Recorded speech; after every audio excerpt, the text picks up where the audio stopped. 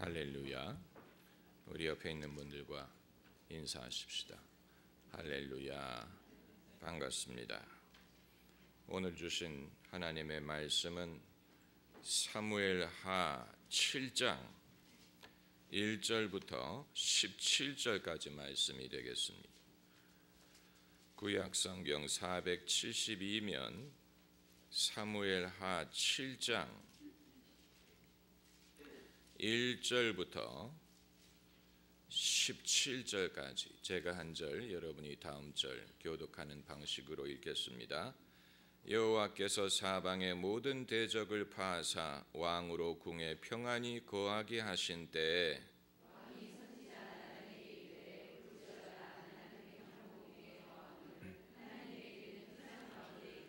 나단이 왕께 고하되 여호와께서 왕과 함께 계시니 물은 마음에 있는 바를 행하소서. 가서 내 종 다윗에게 말하기를 여호와의 말씀이 내가 나를 위하여 나의 거할 집을 건축하겠느냐.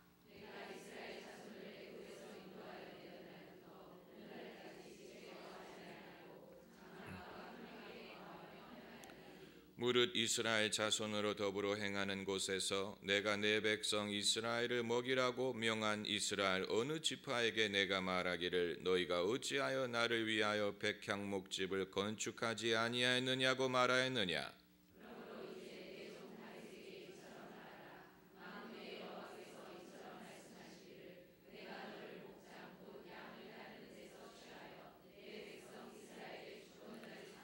내가 어디를 가든지 내가 너와 함께 있어 내 모든 대적을 내 앞에서 멸하였은즉 세상에서 존귀한 자의 이름같이 내 이름을 존귀케 만들어 주리라.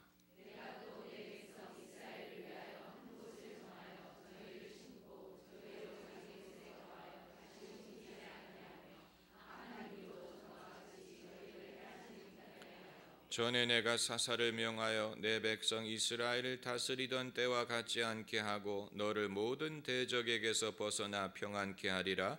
여호와가 또 내게 이르노니 여호와가 너를 위하여 집을 이루고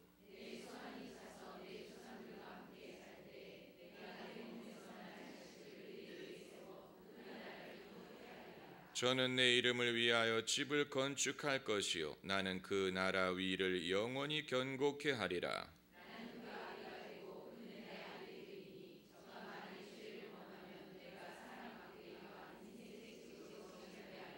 내가 내 앞에서 패한 사울에게서 내 은총을 빼앗은 것 같이 그에게서는 빼앗지 아니하리라.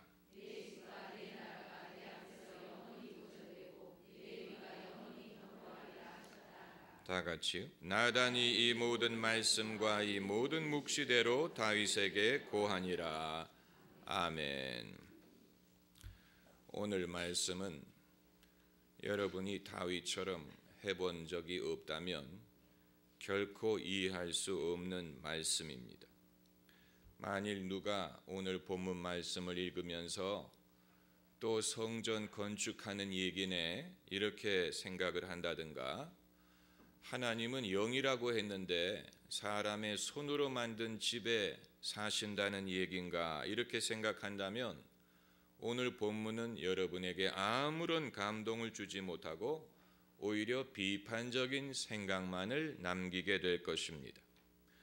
본문에 하나님이 다윗에게 하신 말씀처럼 하나님은 사실 집을 필요로 하는 분이 아닙니다. 그것을 어느 누구에게도 요구한 적이 없습니다. 하나님은 그런 식으로 사람의 손에 의하여 대접받기를 필요로 하는 분이 아니에요. 그럼에도 불구하고 다윗이 하나님을 위하여 성전을 짓고자 하는 생각을 가진 것에 대하여 하나님이 기뻐하시는 이유는 다윗이 그만큼 하나님을 사랑하고 하나님을 영화롭게 하는 마음이 있기 때문에 그런 것입니다.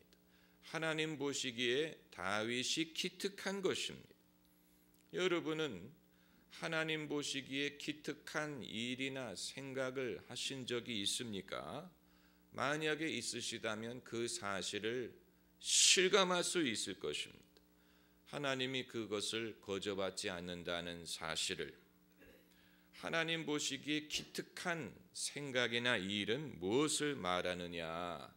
그것은 누가 강요할 수 없는 사람이 스스로 다른 이유가 아닌 오로지 하나님을 사랑하고 하나님을 경외하기 때문에 자기에게 수고와 희생이 따르더라도 그것을 얼마든지 감당하고자 하는 하나님을 위하는 마음, 그것을 하나님이 기특하게 보시고 기뻐하십니다. 이것이 오늘 여러분에게 말씀드리고자 하는 것입니다. 이것은 흉내낼 수 있는 일이 아니에요. 남이 하는 것을 보고 저 사람이 저렇게 하네, 나도 한번 해봐야지, 이렇게 흉내낼 수 있는 것이 아니고 이것은 우리 마음에서 우러나와야 가능한 것입니다. 만일 어느 남편이 퇴근길에 아내에게 꽃 한 송이를 사가지고 간다고 했을 때 그게 마음에서 우러나오면 한 송이의 꽃이라고 하더라도 아내가 감동을 받을 것이지만, 그게 아니고 남이 하는 것을 보고 흉내를 내서 자기도 꽃 한 송이를 들고 가면 아마 아내가 그거 누가 줬지? 아니면 수상하게 생각할 것입니다. 이 남자가 갑자기 내게 무슨 미안한 일이 있나? 이런 식으로. 그러니까 자기의 마음에서 우러나와서 하게 되면 감동을 주지만, 사람에게도 하나님은 고사하고라도 사람에게 하는 일도 마음에서 우러나와서 하는 일이면 상대방에게 의미가 전달이 되고 감동이 되지만, 그게 아니고 남이 하는 것을 보고 남의 눈치를 보고 이런저런 식으로 머리를 굴려서 하게 되면 하나님은 고사하고 사람에게도 마음이 전달될 수가 없습니다. 다윗이 누구를 흉내낸 것이 아니고 진실한 마음에서 비롯된 것입니다. 오늘 본문 2절을 보면 볼지어다 나는 백향목 궁에 거하거늘 하나님의 궤는 휘장 가운데에 있도다. 아직 예루살렘의 성전이 건축되지 않고 하나님의 언약궤가 장막에 놓여 있는 그런 상황입니다. 우리가 1장에서부터 6장을 건너뛰었습니다. 그 사이에 다윗은 임금이 됐고 또 언약궤를 예루살렘으로 모셔왔습니다. 그 사이에 많은 일들이 발생했습니다. 그 사이에 많은 일이 발생해서 과거에 도망자였던 다윗이 이제는 그 나라가 견고하게 되고 그가 백향목으로 지은 궁에 거하게 되었습니다. 그런데 그가 스스로 생각하기를 볼지어다 나는 백향목으로 지은 궁에 거하거니와 하나님의 궤는 휘장 가운데에 있도다. 다윗이 백향목 궁에 거하는 것에 대하여 누가 뭐라고 말한 것이 아닙니다. 또 하나님의 궤가 휘장 가운데 있는 것에 대해서도 누가 뭐라고 말한 것이 아닙니다. 다윗 스스로가 하나님 앞에 민망하고 죄송하게 생각한 것입니다. 이것은 누가 강요할 수 없는, 하나님을 사랑하는 마음이 없이는 할 수 없는 생각이, 다윗이 이런 마음을 품은 것뿐만이 아니고 자기 입을 열어서 그 마음을 나단 선지자에게 말했습니다. 사람이 마음으로 믿어 의에 이르고 입으로 시인함으로 구원에 이른다고 한 것처럼 마음으로 선한 것을 생각하는 것만 해도 기특한 것이지만 그것을 입으로 말할 때는 그것이 더 구체화되고 더 구체적인 의사 표시가 되는 것입니다. 우리가 굳이 신앙적인 원칙을 말하지 않더라도 일반적인 인간관계에서 자기 마음에서 우러난 선한 생각을, 그런 생각을 품고 실천으로 옮기려는 사람은 하나님과 사람들에게 좋은 평판을 받습니다. 이 authentic existence, 사람의 진실한 실존이라는 것은 누군가를 흉내낸다든가 누구의 눈치를 본다든가 남이 뭐라고 생각할까를 염려한다든가 이렇게 해서 이루어지는 것이 아니고 자기의 진실, 자기의 영혼에서 우러나오는 자신의 진실을 실천으로 옮기는 것이 그게 진실된 실존이 그렇게 살 수 있기를 우리가 바라는 것이고 만약에 그렇게 살지 못한다면 그 사람은 돈을 벌고 지위를 얻어도 진실하게 실존하지 못하는 것입니다. 사람이 남의 마음에 감동을 줄 수 있는 유일한 길은 내 마음에서 우러난 진실을 말하는 것뿐입니다. 그것이 사랑이든 그것이 나의 어떤 민망한 마음이든 의리든 어떤 것이든 간에 진실은 사람의 마음을 움직일 수가 있습니다. 이건 연기하는 것이 아닙니다. 반대로 자신의 소신이나 확신이 아닌 남이 어떻게 볼까, 남이 좋아할까, 싫어할까 이것을 재가면서 말을 하고 행하는 사람은 하나님에게 감동을 주지도 못하고 사람들 앞에 연기를 하는 것이 되어버립니다. 그리고 그것은 사람들에게도 별로 기쁨을 주지 못합니다. 연기라는 것. 여러분 이 성경을 보면 가인과 아벨이 하나님에게 제사를 드렸는데 하나님이 그들에게 뭐를 하라고 요구한 적이 없습니다. 성경에 그런 기록이 없습니다. 가인에게도 제물을 바치라고 요구하지 않았고 가인에게도 제물을 바치라고 요구하지 않았어요. 그들이 스스로 한 것입니다.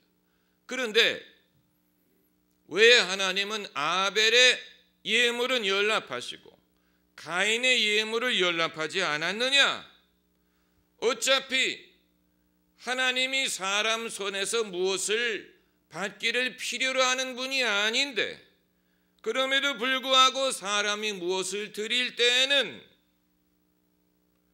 그 사람 마음 속에 있는 그 무엇을 더 중요하게 보고 그것을 기준으로 여기시는 것입니다. 그 예물이 무엇이었느냐? 그건 부차적인 문제. 왜냐하면 하나님은 사람 손에 무엇을 받기를 필요로 하는 분이 아니에요. 헌금이든 헌신이든 무엇이 궁해서 사람에게 무엇을 받아야 될 뿐이 아니에요. 그렇기 때문에 사람이 예배를 드리든 봉사를 하든 헌신을 하든 제사를 드리는 간에 하나님이 정말로 보기를 원하는 것은 그 사람 마음속에 무엇이 있는가 하는 것인데 아벨에게는 그것이 있었기 때문에 아벨의 예물을 받으시고 아벨의 예물을 받으신 것뿐만이 아니고 아벨을 연락하셨다고 했어요. 아벨이란 사람을 받아주셨어요. 반대로 가인 속에는 가인이 비록 무엇을 하나님께 드리기는 했지만 가인 속에 하나님이 바라는 것이 없었기 때문에 가인의 예물도 받지 않고 가인도 연락하지 않았다고 했습니다. 여러분 이것은 우리에게 많은 것을 시사합니다. 사람이 무엇을 드린다고 하나님이 받아야 될 의무가 있는 게 아니에요. 하나님은 이미 모든 것이 있는 분이 하나님은 받으려고 하는 분이 아니고 주시는 분이 하나님은 우리에게 복을 주시고 생명을 주시고 구원을 주시고 하나님은 주기를 기뻐하는 분이지 받기를 기뻐하는 분이 아니에요. 그럼에도 불구하고 우리가 드리는 무엇을 받으실 때에는 그 속에 하나님이 기뻐하는 것이 있기 때문에 그런 것입니다.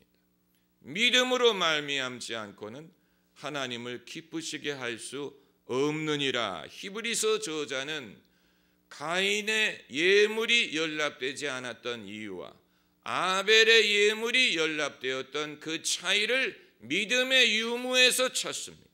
믿음으로 드리는 제사를 하나님이 받으시고 믿음이 결여된 형식만 갖춘 그 내용이 없는 경건의 모양만을 갖춘 것은 하나님이 기뻐하지 않는다는 얘기죠.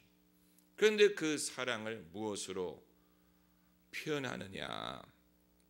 사랑, 믿음은 사랑을 통해서 역사합니다. 할렐루야. 그러니까 하나님을 믿는다는 것은 하나님이 계시다는 것을 인정하는 차원이 아니고 하나님을 사랑하는 것입니다. 하나님을 사랑하는 것을 통하여 진정한 믿음이 나타나는 거예요. 그걸 하나님이 기뻐하신다는 얘기지요.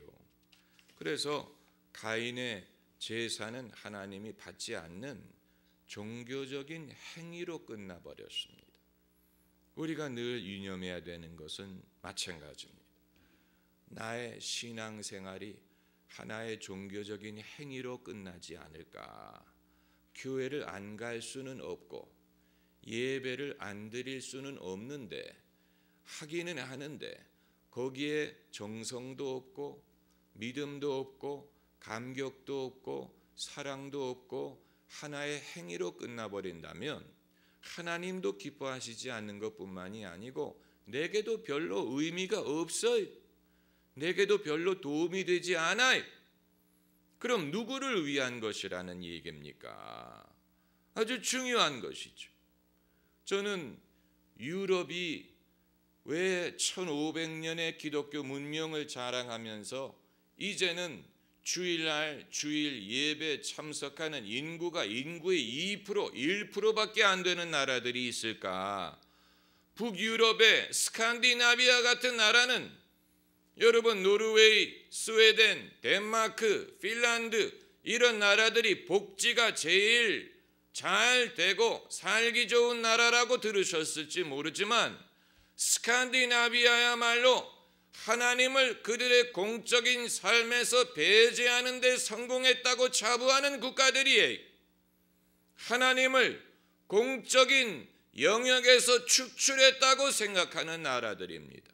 완전히 포스트 크리스찬 후기 기독교 국가가 된 것을 그들의 어떤 발전의 증거로 여기는 나라들이에요. 어찌하다가 이렇게 되었느냐?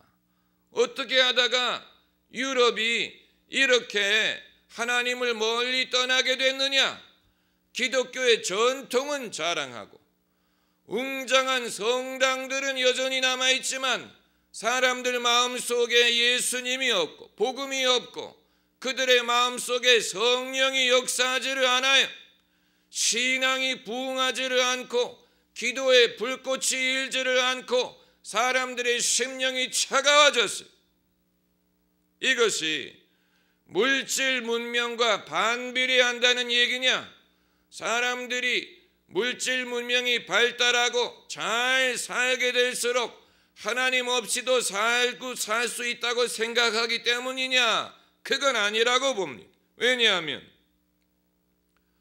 북아메리카는 여전히 신앙의 불길이 살아있기 때문에 그렇죠.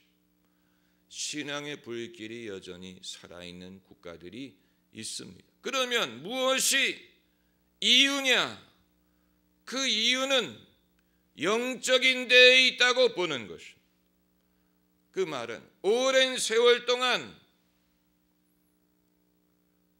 구라파의 그리스도인들에게 교회, 예배, 신앙이란 것은 형식적이고 어떤 경건의 모양은 있으나 경건의 감격, 성령의 감동, 하나님의 은혜, 이 참된 뉘우침, 성령의 감동, 하나님의 역사 이런 것이 없는 형식적인 경건의 모양으로 너무 오랜 세월 동안의 신앙이 유지가 되다 보니까 사람들이 지쳐버린, 사람들이 지루하게 생각한, 교회를 가봐도 별로 얻는 것이 없다, 하나님을 느끼지 못하겠다, 교회 가는 것이 나에게 별로 은혜가 되지 않는다, 그것이 가장 결정적인 이유라고 보는 것입니다.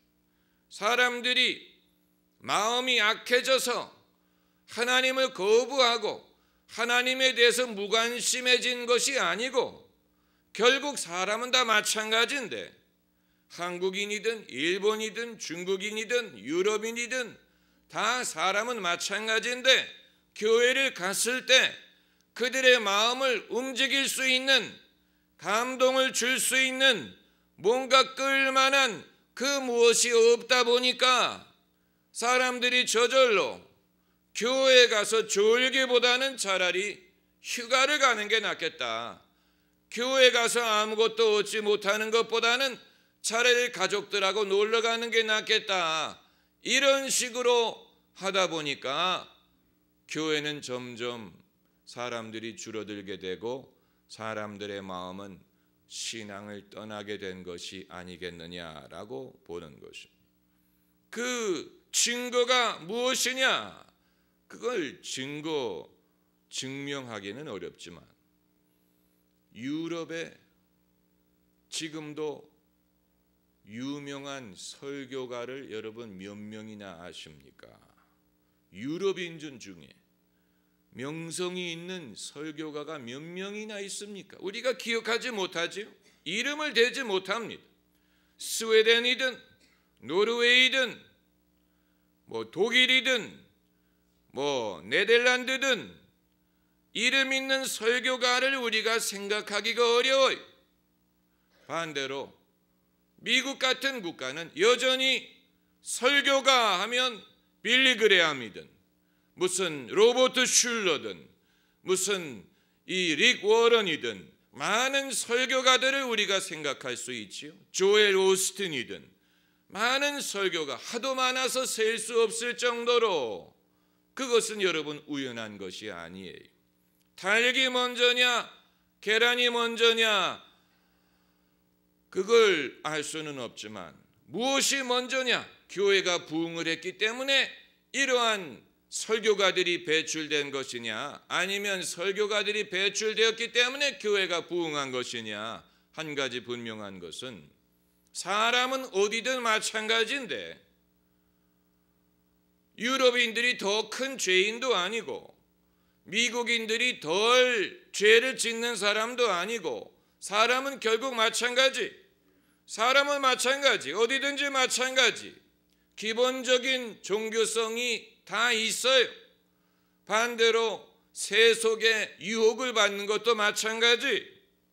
그렇다면 그들을 신앙으로 끌어당길 만한 그 무엇이 필수적으로 있어야 되는데 그게 있는 나라는 신앙을 유지할 수가 있었고 그것을 결여한 나라는 사람들이 기독교와 교회에 대해서 관심을 잃어버릴 수밖에 없었던 것입니다. 그래서 교회를 다니지 않는 현대인들에게 교회 하면 제일 먼저 생각나는 것이 무엇이냐고 물어보면 하나같이 뭐라고 대답하는지 아세요? 지루함이라고 말합니다. 지루하다. 예배 지루하더라. 사실 이것은 모든 목회자들에게 경종을 울리는 말씀.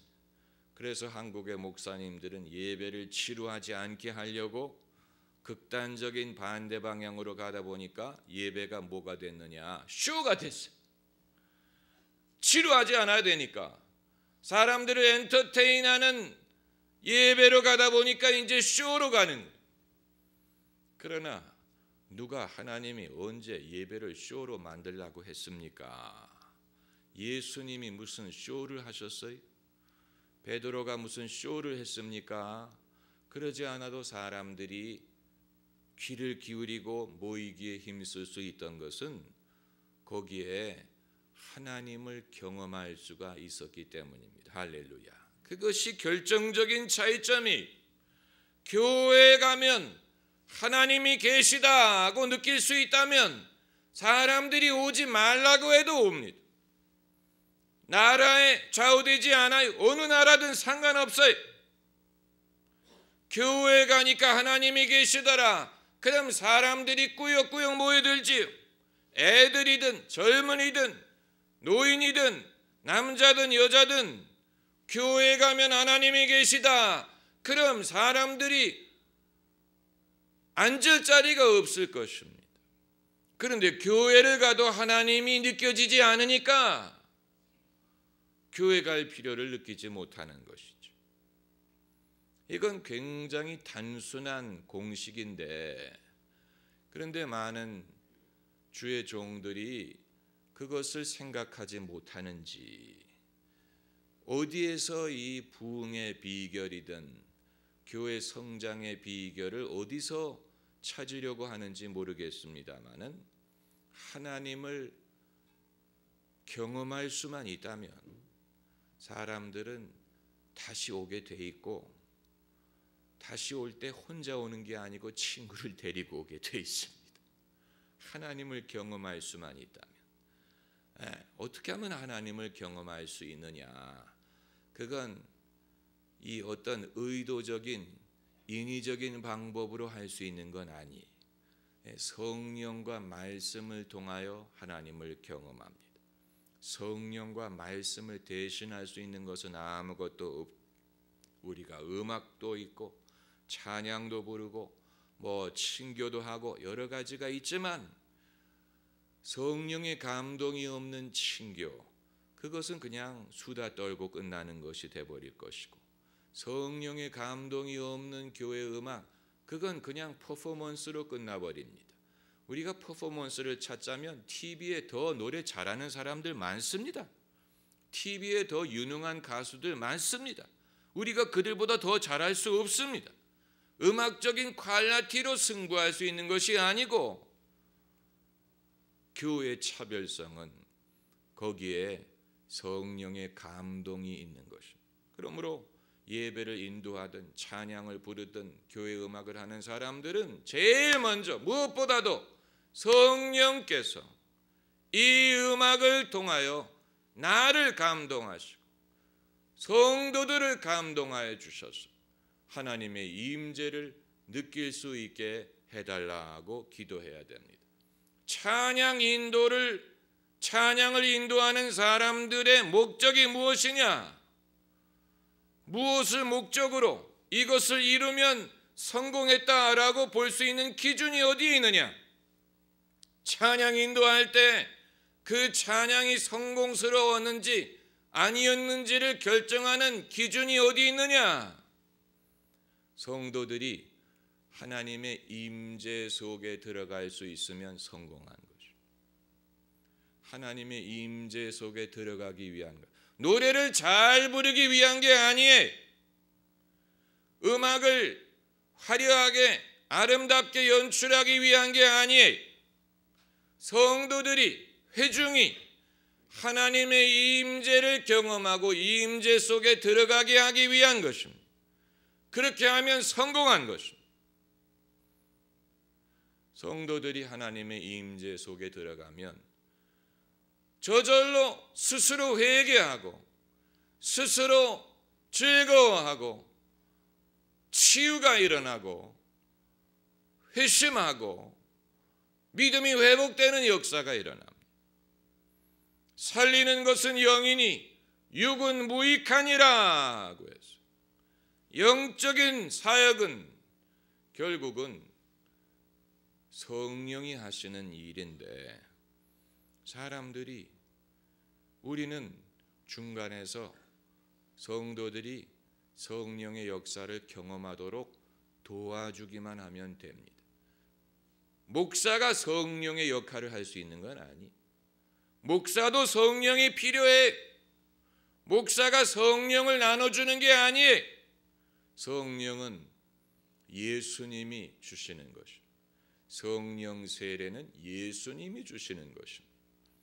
사도 이 세례 요한이 한 말처럼 나는 너희에게 물로 세례를 주거니와 내 다음에 오시는 분은 성령과 불로 세례를 주시리라. 예수님이 성령과 불로 세례를 주시리라고 해서 예수님에게 구해야 돼. 예수께서 성령과 불로 세례를 베풀어 주시기를 구해야 됩니다. 바울이 에베소에 갔을 때 제자들을 만나서, 거기서 제자란 말은 이제 믿는 사람들이라는 뜻입니다. 그들에게 뭐라고 물어봤습니까? 너희가 믿은 후에 성령을 받았느냐? 이것은 현대인들에게는 굉장히 애매한 질문일 수 있습니다. 그래서 에베소 성도들의 대답이 많은 현대인들의 대답과 똑같아요. 그들이 뭐라고 대답했냐면 우리는 성령이 있다는 말도 못 들었다. 그러니 성령을 받은 게 아니죠. 성령을 받았느냐 하는 질문에 우리는 성령이 있다는 말도 듣지 못했다. 그래서 그럼 너희는 무슨 세례를 받았느냐? 세례 요한의 세례다. 그러니까 믿음이 있는 것 같은데 아직 불완전한 회심을 한 사람들이, 불완전한 복음을 들은 사람들이, 완전히 회심하지 못한 사람들입니다.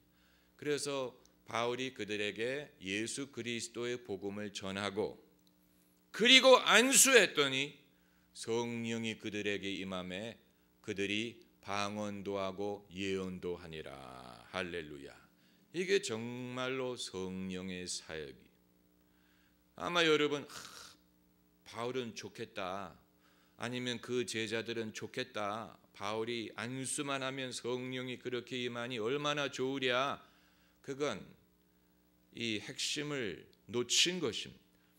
바울에게 능력이 있어서 바울이 안수를 했더니 성령이 임한 게 아니고 그들에게 진정한 회심과 진정한 복음과 그리고 하나님이 우리에게 주시는 선물에 대해서 알리고 그들이 그것을 듣고 그것을 믿었기 때문에 그런 역사가 일어날 수가 있었던 것이지, 바울이 안수의 능력이 있어서 안수에서 성령이 임한 게 아니에요.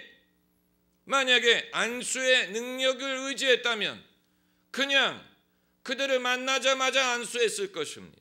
그게 아니잖아요. 대화가 있었죠.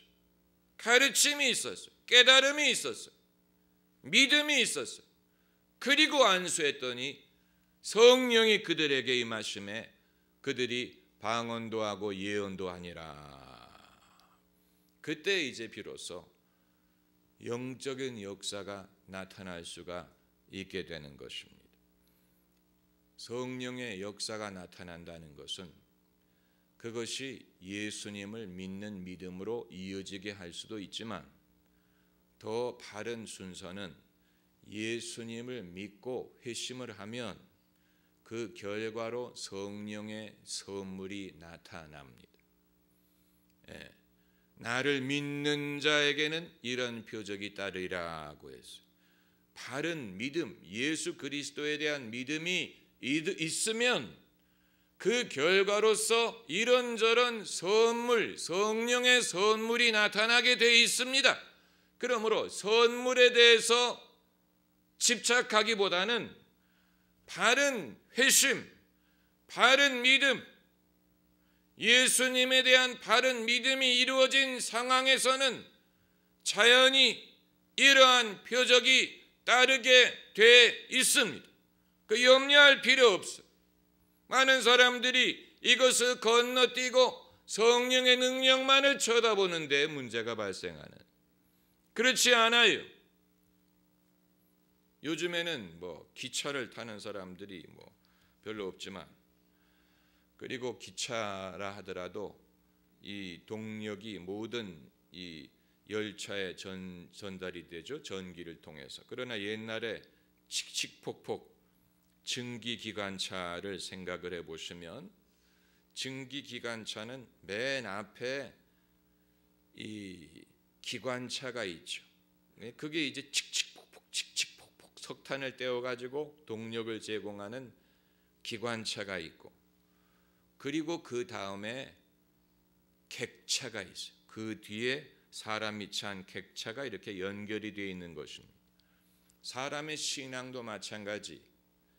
제일 먼저 무슨 경험이라든가 신령한 은사라든가 이런 것이 있는 게 아니고 제일 앞서가는 것은 하나님의 말씀, 복음의 말씀, 말씀을 쫓아가야 돼. 말씀에서 믿음이 생겨요. 제일 앞에 믿음이라는 기관차가 있고, 말씀이라는 기관차가 있고, 그 뒤에 믿음이 따라가야 돼. 말씀으로 말미암는 믿음이 따라가고, 그리고 그 뒤에 경험이든 감동이든 은사든 이런 것이 연결되는, 그것이 바른 순서에, 그것을 건너뛰고 나는 뭔가 느껴보고 싶다, 나는 뭔가 경험해보고 싶다, 그건 순서가 잘못된 거예요. 경험을 하고 싶은 사람은 먼저 말씀을 들어야 되고 온전한 믿음을 확인해야 되고, 그러면 결과로서 자동적으로 얼마든지 이러한 은사가 따라올 수가 있습니다. 할렐루야. 아주 중요한 것입니다.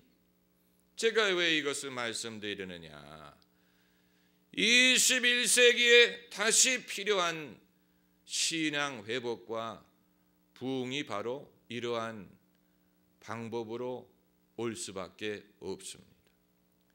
이 원론으로 돌아가야 돼. 원래 방식으로 돌아가야 돼. 이것이 대한민국이든 일본이든 유럽이든 어느 나라든 과거에 그들이 기독교 전통이 있든 없든 상관없어요. 과거 일은 과거 일이, 보라 내가 새 일을 행하노라 하고 말씀하셨어요. 과거 일은 그건 역사일 뿐, 과거의 전통이 지금의 믿음을 보장해 주는 것은 아니에요.